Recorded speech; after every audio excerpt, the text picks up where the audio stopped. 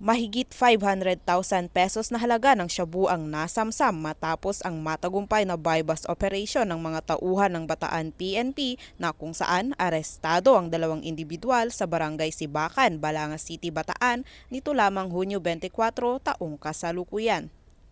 Kinilala ni Police Colonel Marites A. Salvadora, Provincial Director ng Bataan Police Provincial Office, ang mga suspect na sina alias Rod, 57 taong gulang, may asawa, at alias Jose, 28 taong gulang, binata, kapwa residente ng nasabing barangay.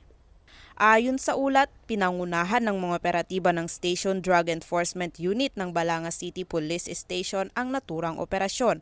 Nasamsam sa mga suspect ang tinatayang 80 grams ng hinihinalang shabu na may standard drug price na aabot sa 544,000 pesos.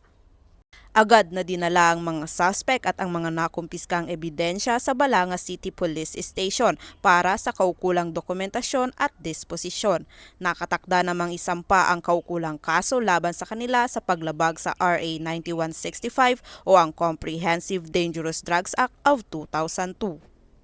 Ang matagumpay na operasyon na ito ay patunay ng patuloy na kampanya ng kapulisan ng Bataan laban sa ilegal na droga. Muling pinaalalahanan ng mga otoridad ang publiko na makiisa sa laban kontra droga upang mapanatili ang kapayapaan at kaayusan sa buong lalawigan.